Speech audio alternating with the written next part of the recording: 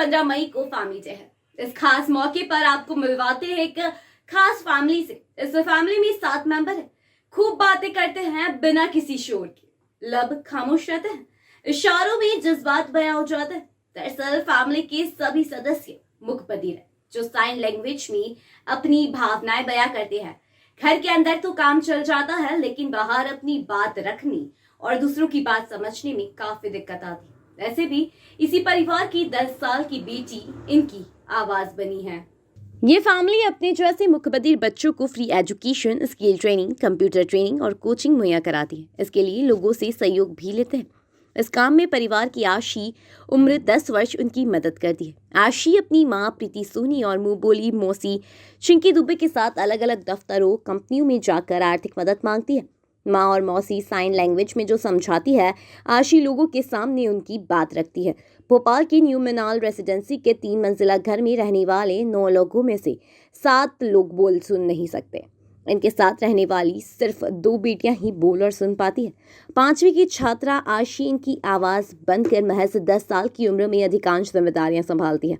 ऐसा इसलिए क्योंकि स्कूल, कॉलेज, अस्पताल हो या बाजार, कहीं पर भी मुखबधिरों की भाषा समझने वाले इंटरप्रेटर नहीं मिलते। ऐसे में इशारों के जरिए इनकी बात लोगों को समझाने के लिए आशी मदद करती है। आशी अकेले परिवार के लिए ही नहीं, बल्कि मुखबधिर बच्चों के पढ़ाई लिखाई और ट्रेनिंग के लिए भोपाल के लोगों से मदद मांगने जाती है। लोग बस ये चाहते हैं कि गवर्नमेंट हम लोग को प्लॉट दे दे, तो जिसमें हमारा स्कूल भी बन सके। वो मम्मी को 0 to 5th क्लास के लिए वो स्कूल बनवाना है, तो ताकि वो सिखा पाए बच्चों को। समटाइम्स होता है, गुड रहता है, और समटाइम्स प्रॉब्लम आती है। जैसे कंपनीज में जाते हैं तो दिक्कत होती है। वो लोग बोलते हैं कि डेफ लोग तो आओ बात करते हैं लिखकर, इंटरप्रेट से कभी कभार होती है। कुछ लोग ऐसे होते हैं, तुम लोग मुखबधिर हो तो हम लोग नहीं मानेंगे, हम लोग सपोर्ट नहीं करेंगे, हम लोग का इंटरेस्ट नहीं है। तो कम्युनिकेशन भी होती है बहुत परेशानी से, और फिर वो थक जाते हैं इसलिए। और जो गार्ड लोग होते हैं वो बोलते हैं नहीं नहीं नहीं, बॉस नहीं, हटो हटो। अब और शॉर्ट रहते हैं, तो हम बोलते हैं कि बॉस है कि नहीं बताओ, तो बॉस नहीं है, हम लोग बार बार जाकर परेशान हो जाते हैं। कभी कभार प्रॉब्लम्स आती है और कभी कभार ठीक रहता है। आपने अच्छा सवाल पूछा है। हमारी लाइफ में इतनी गंदा मोमेंट जो था, जब मम्मी 7 साल की थी, छोटी सी थी, वो हॉस्पिटल में गई थी। मम्मा पापा उनकी पढ़ाई नहीं हुई थी, वो 5वीं क्लास तक थे, तो वो लिखने में बहुत प्रॉब्लम होती थी। तो वो डॉक्टर से बात नहीं होती थी, तो डॉक्टर ने ये लिख कर दे दिया था। तो फिर दवाई की शॉप में गए थे, तो लिख कर दिया, तो वो उन्होंने दिया, तो सबकी सिरप ही दवाई रहती है।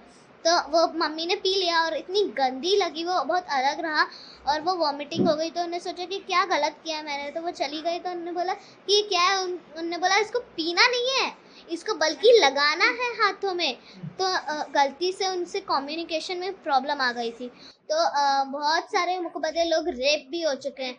वीडियो की बहुत खराब हो जाता था, तो वो पुलिस में बात करते थे, पुलिस की हेल्प करते थे, सॉल्व करते थे ये लोग। और डेफ लोग खुश हो जाते थे, तो मम्मी भी खुश हो जाती थी।